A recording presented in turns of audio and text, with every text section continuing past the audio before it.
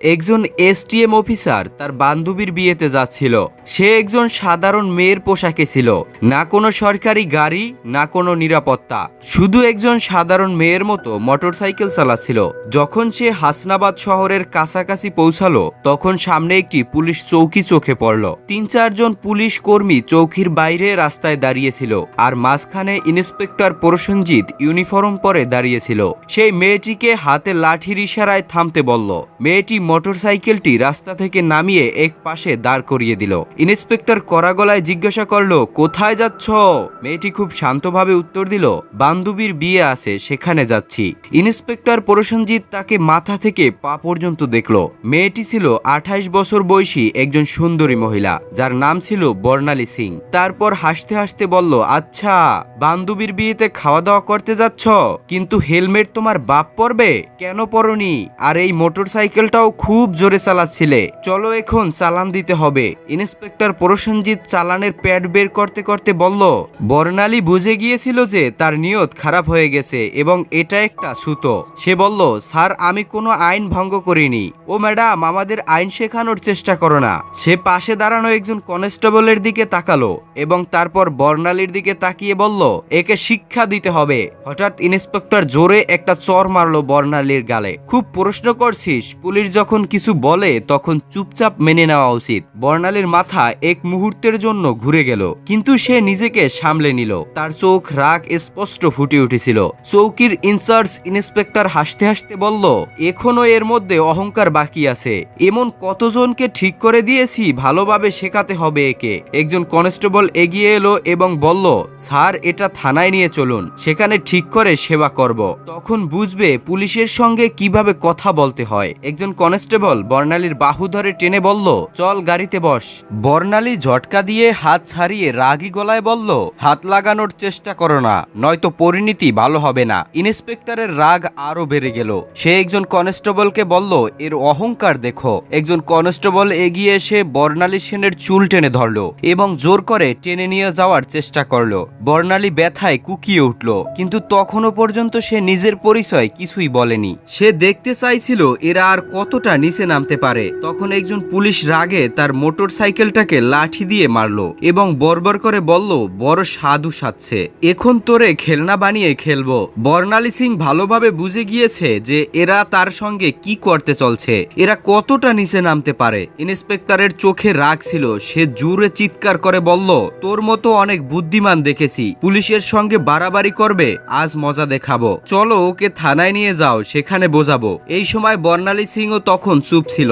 সে তার পরিচয় প্রকাশ করার কোনো ইচ্ছা দেখায়নি। সে দেখতে চাইছিল এরা প্রশাসনকে কতটা বদনাম করতে পারে, এরা কতটা অত্যাচার করতে পারে। ইন্সপেক্টর প্রসেনজিৎ এখন বিরক্ত হয়ে গিয়েছিল। তার সামনে এমন একজন মহিলা দাঁড়িয়েছিল যার নরম সুন্দর গালে চর পড়েছিল, যার চুল টেনে ধরা হয়েছিল, যাকে জোর করে বাহু ধরে রাস্তায় টেনে নিয়ে যাওয়া হয়েছিল, কিন্তু সে তখনও মূর্তির মতো নীরবে দাঁড়িয়েছিল। না কোনো চিৎকার, না কোনো কান্না। ইন্সপেক্টর প্রসেনজিৎ ভেবেছিল থানায় বলে চিন্তা করবে এই জেদি মহিলার কি চিকিৎসা করা যায়। এটা কেবল রাগ ছিল না, এটা এমন এক রাগ ছিল যা ভেতরে ভেতরে ফুটছিল। চৌকির ইনচার্জ ইন্সপেক্টর হাসতে হাসতে বলল, ও এখন জিপ চলতে শুরু করেছে, চলো থানায়, দেখবে কত বড় জিপ চলে তোর। থানায় ঢুকতেই ইন্সপেক্টর জোরে চিৎকার করে বলল, ওরে কোথায় গেলি, চা পানি লাগা তাড়াতাড়ি, আজ একটা বিশেষ মানুষ এসেছে। বর্ণালী সিং তখনও কিছু না বলে থানার দেওয়াল দেখছিল। সে দেখছিল কিভাবে এরা সেই নিরীহ মানুষদের সঙ্গে আচরণ করে, যারা কখনো কাঁধ তুলে দাঁড়াতে পারে না। তখন একজন কনস্টেবল ইন্সপেক্টর প্রসেনজিতের দিকে ঝুঁকে ফিসফিস করে বলল, কি কেস স্যার? কনস্টেবলের প্রশ্নে ইন্সপেক্টর প্রসেনজিৎ এসে বলল, আরে কিছুই না, স্পিড বা হেলমেট যা মন চায় চাপিয়ে দাও, শুধু ভেতরে ঢুকিয়ে এর অহংকার ভাঙতে হবে, বেশি প্রশ্ন করিস না। বর্ণালী সব শুনছিল, কিন্তু তার চোখে তখনও কিছু বলতে চাইছিল না, যেন সে চাইছিল পুলিশের এই পতনের গল্প তাদের নিজের মুখ থেকে বেরিয়ে আসুক। তখন ইন্সপেক্টর চেয়ারে বসলো, হাতে কলম নিয়ে টেবিলে ঘোরাতে লাগলো। তারপর বর্ণালীর দিকে তাকিয়ে বলল, নাম বল, কোথায় থাকিস, কার ঘরের মেয়ে? বর্ণালী চুপ রইল।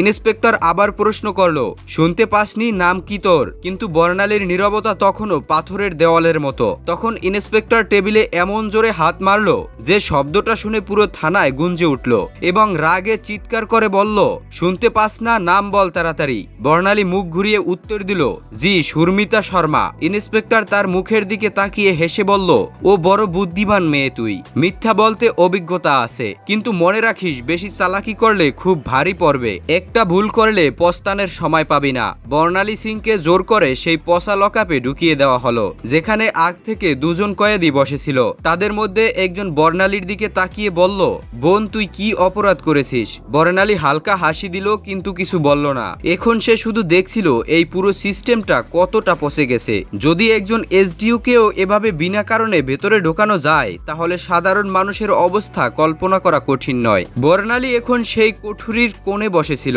সব দেখছিল, শুনছিল এবং প্রতিটি কাজ বুঝছিল। ইন্সপেক্টর প্রসেনজিৎ একটা মিথ্যা রিপোর্ট তৈরি করলো এবং বলল এর উপর চুরি আর ব্ল্যাকমেলের কেস চাপাও। ফাইলের উপর হাত মেরে বলল, চলো তাড়াতাড়ি। একজন কনস্টেবল জিজ্ঞাসা করলো, কিন্তু স্যার প্রমাণ ছাড়া? ইন্সপেক্টর হেসে বলল, এই থানায় প্রমাণ যে আনা হয় না, প্রমাণ বানানো হয়। কিছুক্ষণ পর একজন কনস্টেবল এসে বর্ণালীর কাঁধে জোরে হাত মারলো। ইন্সপেক্টর হাত তুলতেই তখন দরজায় একটা কড়া গলা শোনা গেল, থামো। সবাই ঘুরে দেখলো, দরজায় সিনিয়র ইন্সপেক্টর সঞ্জয় দাঁড়িয়ে। তার খ্যাতি অন্যদের থেকে কিছুটা ভালো ছিল। সে ভেতরে তাকিয়ে মহিলার অবস্থা দেখে তার কপালে ভাঁজ পড়ল। জিজ্ঞাসা করলো, এসব কি হচ্ছে? প্রসেনজিৎ হাসলো এবং বলল, কিছু না স্যার, একটা রাস্তার মেয়ে বেশি বুদ্ধি দেখাচ্ছিল, শিক্ষা দিচ্ছি। সঞ্জয় বর্ণালীকে ভালো করে দেখলো, তার আচরণ সাধারণ মহিলার মতো মনে হচ্ছিল না। জিজ্ঞাসা করলো, এর অপরাধ কি? প্রসেনজিৎ ঘাবড়ে গেল, বলল, স্যার চেকিং এ খারাপ ব্যবহার করেছিল। সঞ্জয়ের কিছু সন্দেহ হলো। সে বর্ণালীকে জিজ্ঞাসা করলো, তোমার নাম কি? বর্ণালী চুপ রইল। প্রসেনজিৎ হেসে বলল, স্যার এ তো নামও বলছে না। সঞ্জয় এখন পুরোপুরি সতর্ক হয়ে গেল। সে কনস্টেবলকে আদেশ দিল, একে একা কোঠরিতে রাখো। প্রসেনজিৎ অবাক হয়ে গেল, কিন্তু স্যার? সঞ্জয় কঠোরভাবে বলল, আমি নিজের পাশে থাকব। তার আদেশে বর্ণালীকে আরেকটা কোঠরিতে বন্দি করা হলো, যেটা আগের থেকেও বেশি দুর্গন্ধযুক্ত আর অন্ধকার ছিল। বর্ণালীর চারদিকে চোখ বুলিয়ে দেখলো, এক কোণে একটা ভাঙা টেবিল পড়েছিল আর পাশে একটা মরিচা পড়া লোহার রড। এখন সেই নোংরা সিস্টেমের আসল চেহারাটা আরো কাছ থেকে দেখছিল। প্রতিটা মুহূর্তে তার চোখ বুঝছিল যে আইন শুধু ফাইলের মধ্যে সীমাবদ্ধ হয়ে গেছে। তখন একজন কনস্টেবল দৌড়ে এসে বলল, স্যার বাইরে একটা বড় গাড়ি দাঁড়িয়ে আছে। প্রসেনজিৎ চমকে উঠল, জিজ্ঞাসা করলো, কোন গাড়ি? কনস্টেবল ঘাবড়ে বলল, স্যার সরকারি গাড়ি। সে তাড়াতাড়ি বাইরে গেল এবং গাড়ির ভেতরে তাকাতেই তার চোখ কপালে উঠল। সে হড়বড় করে ফিরে এসে ধীর গলায় বলল, স্যার। প্রসেনজিৎ বিরক্ত হয়ে বলল, কি হলো, কে আসছে? কনস্টেবল কাঁপতে কাঁপতে বলল, স্যার কমিশনার সাহেব এসেছেন। প্রসেনজিতের মুখ ফ্যাকাশে হয়ে গেল। সিনিয়র ইন্সপেক্টর সঞ্জয় বর্মাও সতর্ক হয়ে গেল, কারণ এখন বিষয়টা সরাসরি উপরে পৌঁছে গিয়েছিল। কমিশনার সাহেব থানায় পা রাখলেন এবং তার চোখে স্পষ্ট রাগ দেখা যাচ্ছিল। তিনি প্রসেনজিতের দিকে তাকিয়ে কড়া গলায় জিজ্ঞাসা করলেন, ইন্সপেক্টর প্রসেনজিৎ, এখানে কি তামাশা চলছে? প্রসেনজিৎ ঘাবড়ে বলল, কিছুই না স্যার, শুধু একটা ছোট কেস। কমিশনার সাহেব টেবিল থেকে ফাইল তুলে নিয়ে মনোযোগ দিয়ে পড়লেন। তার কপালে ভাঁজ পড়ল। তারপর তিনি কোঠরিতে উকি দিয়ে বললেন, স্যার এই মহিলার বিরুদ্ধে চুরি আর প্রতারণার কেস আছে। কমিশনার সাহেব জিজ্ঞাসা করলেন, তোমার কাছে প্রমাণ আছে? তিনি আবার বললেন, কোনো প্রমাণ আছে তোমার কাছে? এখন প্রসেনজিৎ পুরোপুরি ফেঁসে গিয়েছিল। কমিশনার সাহেব মহিলার দিকে সরাসরি প্রশ্ন করলেন, তোমার নাম কি? এবং প্রথমবারের মতো বর্ণালী সিং হালকা হাসি দিয়ে বলল, এসডিও বর্ণালী সিং। পুরো থানায় নীরবতা ছড়িয়ে পড়ল। সবার মুখ ফ্যাকাশ হয়ে গেল। প্রসেনজিতের হাত পা কাঁপতে লাগলো। বাকি সব কনস্টেবল অবাক হয়ে দাঁড়িয়ে পড়ল। প্রসেনজিতের পায়ের নিচ থেকে মাটি সরে গেল। যে অফিসারকে সে চোর মনে করেছিল, সেই ছিল সেই অফিসার যিনি পুরো জেলার আইন চালাচ্ছিলেন। আসলে সে কোনো সাধারণ মহিলা ছিল না, সে ছিল স্বয়ং এসডিও বর্ণালী সিং, যাকে রাস্তায় টেনে নিয়ে যাওয়া হয়েছিল, চুল ধরে টানা হয়েছিল, চর মারা হয়েছিল। এই কথা সবার সামনে আসতেই পুরো থানায় হট্টগোল শুরু হয়ে গেল। সব কনস্টেবল স্তব্ধ হয়ে গেল। কমিশনার সাহেব তীক্ষ্ণ দৃষ্টিতে ইন্সপেক্টর প্রসেনজিতের দিকে তাকিয়ে রাগে বললেন, প্রসেনজিৎ, তোর এত সাহস কিভাবে হলো যে তুই একজন সিনিয়র অফিসারের উপর মিথ্যা অভিযোগ চাপিয়ে দিলি? প্রসেনজিৎ কিছু বলার চেষ্টা করেছিল। তখন সেখানে দাঁড়ানো সিনিয়র ইন্সপেক্টর সঞ্জয় বর্মা জোরে বললেন, স্যার আমি তো আগেই বলেছিলাম কিছু গোলমাল আছে। এখন প্রসেনজিৎ পুরোপুরি একা পড়ে গিয়েছিল। তখনও বর্ণালী সিং শান্ত কিন্তু কঠোর কণ্ঠে প্রথমবার সরাসরি রায় ঘোষণা করলেন এবং বললেন, প্রসেনজিৎ, এবার তোর চাকরি গেছে, তোর সাসপেন্ড পাকা আর তোর বিরুদ্ধে এখন মামলা চলবে। এটা শুনে প্রসেনজিতের যেন শ্বাস আটকে গেল। বাকি পুলিশরা তার থেকে মুখ ফিরিয়ে নিল।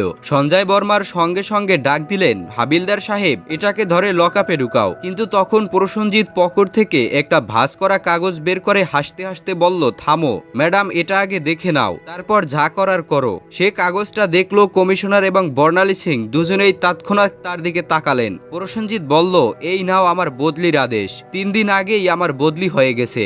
এখন তুমি যতই রাগ করো আমাকে চাকরি থেকে বের করতে পারবে না। পুরো থানা আবার নীরব হয়ে গেল। বর্ণালী কাগজটা হাতে নিয়ে পড়লেন। কমিশনার চোখ তীর্যক করে সিনিয়র ইন্সপেক্টর সঞ্জয় বর্মার দিকে তাকিয়ে বললেন, যাও দেখো এই কাগজটা আসল নাকি শুধু দেখানোর জন্য।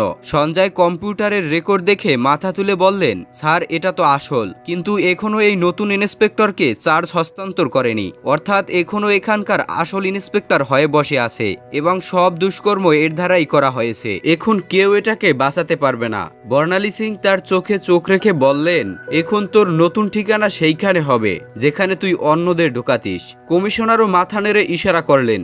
দুজন কনস্টেবল তাকে ধরতে এগোতেই প্রসেনজিৎ আবার চাল চাললো এবং বলল, থামো ম্যাডাম, আমি একা নই। তোমার কি মনে হয় পুরো দোষ শুধু আমার? তারপর সে থানার অন্য পুলিশদেরকে ইশারা করে বলল, এরা সবাই আমার সঙ্গে আছে, উপর পর্যন্ত সবাই জড়িত। কিছু পুলিশের মুখের রং উড়ে গেল। সিনিয়র ইন্সপেক্টর সঞ্জয় বর্মা পরিস্থিতি বুঝে এক এক করে তাকাতে শুরু করলো। বর্ণালী সিং কমিশনারের দিকে তাকিয়ে বললেন, এখন এই পুরো থানাটাই পরিষ্কার করতে হবে। কমিশনারও বললেন, যা হুকুম ম্যাডাম, এখন এর সব হিসাব নেওয়া হবে। এই কথা মুখ থেকে বেরোতেই থানায় যেন বিদ্যুৎ পড়ল। থানার বাইরে কিছু সাংবাদিক চুপচাপ দাঁড়িয়েছিল, যাদের আগ থেকেই সন্দেহ ছিল যে থানায় কিছু বড় গোলমাল চলছে। যখন তারা খবর পেল যে পুরো থানা লাইনে হাজির করা হয়েছে, তখনই তারা মোবাইল থেকে খবর ছাড়তে শুরু করলো। একটা চকচকে গাড়ি থানার সামনে এসে থামলো। দরজা খুললো এবং স্বয়ং এসপি সাহেব বেরিয়ে এলেন। চারদিকে তাকিয়ে দেখলেন সবার মুখ পড়ে গেছে। থানার সব অফিসার এক পাশে দাঁড়িয়েছিল এবং এসপি সাহেব বললেন, এখানে কবে থেকে এই তামাশা চলছে? কিন্তু কমিশনার এবং থানার ইনচার্জ পুরোপুরি নীরবে দাঁড়িয়েছিলেন। তখন বর্ণালী সিং সরাসরি এসপির চোখে চোখ রেখে বললেন, তোমার কি মনে হয় তুমি বেঁচে যাবে? সঞ্জয় বর্মা সঙ্গে সঙ্গে একটি ফাইল বের করে বর্ণালী সিং এর হাতে দিলেন, যে ফাইলটি এসপি সাহেবের সমস্ত কালো কাজের পর্দা ফাঁস করেছিল। বর্ণালী সিং ফাইলটা এসপি সাহেবের দিকে এগিয়ে দিয়ে বললেন, নাও দেখো, এতে তোমার সব কুকীর্তি ভরা আছে। এসপি সাহেবের কপাল থেকে ঘাম ঝরতে লাগলো। কমিশনার বিনা দেরিতে উচ্চস্বরে আদেশ দিলেন, ধরো ওকে আর এক্ষুনি গ্রেপ্তার করো। পুরো থানা হতবাক হয়ে গেল। এত বড় অফিসারকে কেউ প্রথমবারের মতো এভাবে প্রকাশ্যে চ্যালেঞ্জ করেছিল।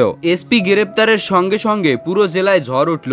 বিষয়টা দিল্লি পর্যন্ত পৌঁছে গেল। মুখ্যমন্ত্রী পর্যন্ত খবর পৌঁছালো এবং সেখান থেকে সরাসরি আদেশ এলো, জেলায় যত অফিসার মিলে গোলমাল করছে তাদের সবাইকে ধরে ভেতরে ঢোকাও। পরের 2 দিনের মধ্যে পুরো জেলা থেকে 40টার বেশি পুলিশ অফিসার, 10টার বেশি বড় অফিসার এবং কিছু রাজনৈতিক নেতাকে গ্রেপ্তার করা হলো। পুরো হাসনাবাদ জেলার হাওয়া বদলে গেল। এখন চারদিকে শুধু একটাই আলোচনা ছিল, এসডিও বর্ণালী সিং এর সততা এবং সাহস, যিনি পুরো পসা সিস্টেমটাকে নাড়িয়ে দিয়েছিলেন। এখন প্রশাসনের একটা নতুন গতি ছিল, একটা নতুন চিন্তা ছিল এবং সবচেয়ে বড় কথা, একটা ভয় ছিল যে এখন কেউ বাঁচতে পারবে না। বর্ণালী সিং এর কাজ শেষ হয়েছিল। তিনি দেখিয়ে দিয়েছিলেন যে যদি মনের ভেতর থেকে নিয়ত পরিষ্কার থাকে তাহলে পুরো দেশও সংশোধন করা যায়। ভিডিওটা শেষ পর্যন্ত দেখে থাকলে প্লিজ একটা লাইক ও সাবস্ক্রাইব করে পাশে থাকো।